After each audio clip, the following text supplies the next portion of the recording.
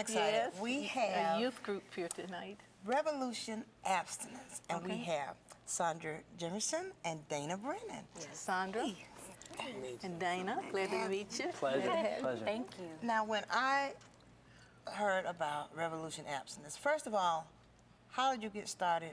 And I thought about, do you want a revolution? Ooh, ooh. You know, tell me about. BJ thinks she's a big teenager. Is See, have to be teenagers at heart. I'm trying. Definitely teenagers at heart. When I heard revolution and movement, I mean, I thought about dramatic, drastic measures. Tell us about it. Tell us about it.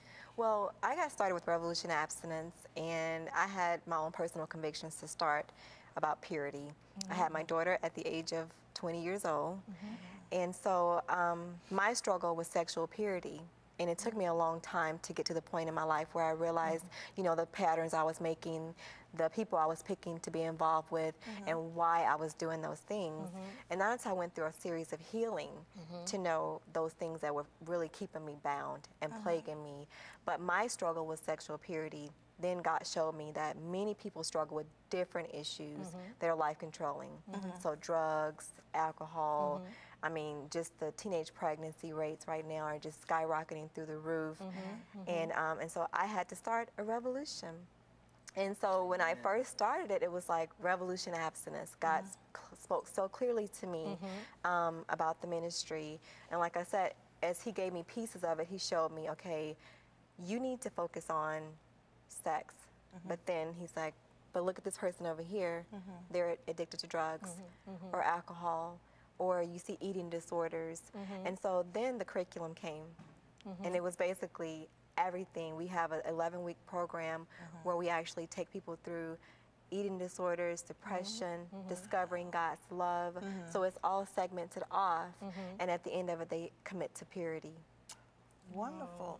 So Dana, how did you get involved? How did you get involved with this? Well, Revolution Abstinence is very relevant in my life, and I think it really applies to a little bit of my testimony.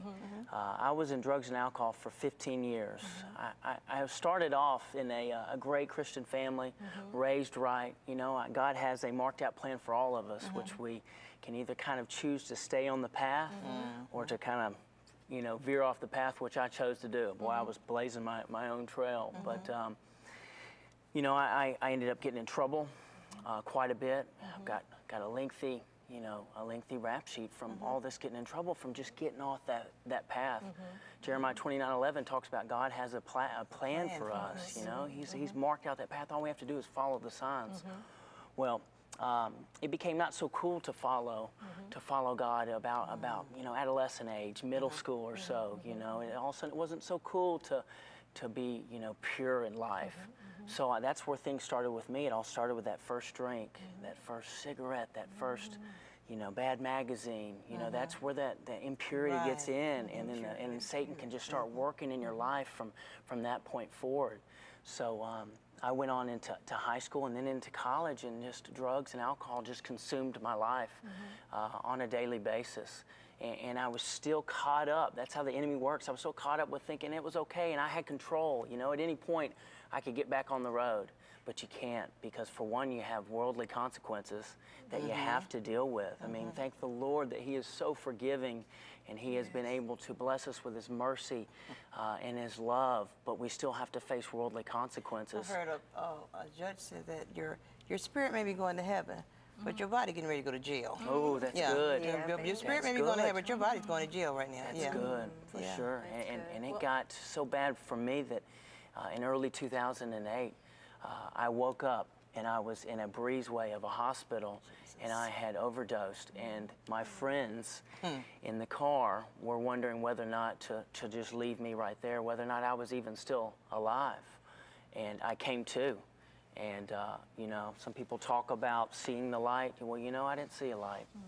So that only can tell me that, you know, maybe I wasn't right. So how do you get, you go ahead.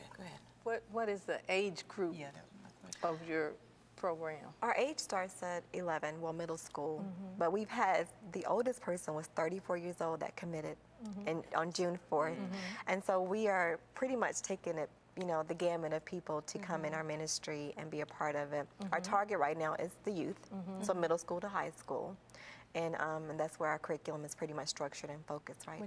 When you're talking to young women about sexual purity, what is the, you know, what is the basis of the information that you give? Everything's biblical. I mean, we have all of our everything we start from the beginning to end is all scriptural. And basically, like I said, our curriculum it starts at accountability, God's love, and it goes into depression, eating disorders, sexual things, addictions. Okay. And so that's kind of where we... Do you have a lot of anorexic? We do. Because I know this is very prevalent in Yes. teenagers because they're always trying to be thin and cute Trying to and fit into yeah, an trying image. to. Okay, Yes, right. and so we talk about this is the media, music, Good. those things, the influences. We really start on the influences. We challenge parents to get really involved at the very beginning with the program and partner with us because that is the greatest example the child will have as a parent. And we get to the root. So we believe in healing. We believe in talking about the strongholds, curses. Right. We do all those things because we know that a lot of times people they struggle with their identity in Christ because of those things that keep them bound. And the bondage can start from even being in the womb that they had no control over. So we shed light on those things and bring them out of the darkness into How the are light. you addressing peer pressure? How are you addressing it to the youth? Well, I think just like in Romans 12:2, we have to renew our minds. You know, we can't conform to the ways of this world because if we do, you're going to get off that path. So if we can keep them focused in on the Word and just at its core value and not get away from that and just kind of renew their minds and let them know that it's cool to be pure. You know, it's cool. I mean, this is like the life I'm living now compared to the past, and other people can relate. It's a true peace and happiness. Right. You know, it's not the temporary you know, the temporary high or the temporary good feeling that you might get if you follow that peer pressure, you know, for one night or for one day. Do you all go in? Do you go to different ministries and share? That's what I was gonna say. Do you go to different ministries and Yes. schools? And also, do you do your own like conference awareness, something like that? Yes, we start in the ministry, so we do partner with ministries, community centers, such as the Boys and Girls Club. We haven't partnered with them yet, but that's on our radar. Okay. But anything that's helping out the youth in the community, we will partner. We will go in a community. We've had people they have a subdivision, maybe their homeowners association would allow us to use their clubhouse. Okay. So we'll go in there and teach the kids of that community. Our goal is to revive the world one community at a time. And so that's what we're doing. It's just as God sends us, we feel like we are sent. And we will go wherever he sends us. So you're going in to do the 11-week program, or are you going in to do a impact program? Basically, Or both. Whichever way they have the time. I mean, 11 weeks is a true commitment, and it takes time. And so we would prefer that. I feel like get a greater impact. But conferences definitely would be a 2-day seminar or a 2-day, you know, series of teachings that we would do.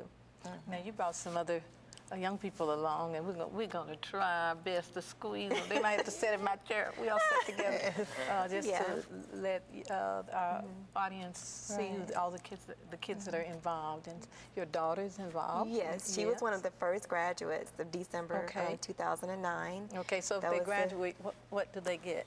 They actually go through a ceremony. We make a really big deal out of it because we know they need to know that we're here, we're watching, God is watching first. And so they have people that are going to keep them accountable. And so we make it a big fancy thing. They dress in their white outfits, and the guys have on their white shirts and ties and black slacks.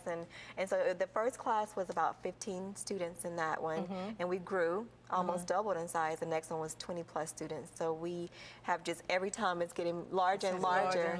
And we have a 98% completion rate out of our Praise class. God. Yes. So Give God, him the he's glory. just so Wonderful. awesome. That is wonderful. So when you talk about it, I can just see in your eyes how the passion about it. When we come back, I would like to know what made you so passionate. What made you accept the call to go forth in this? Because I'm sure it had to be a reason. Yes. We're going to Stay tuned. discuss that when we come back. We'll be back.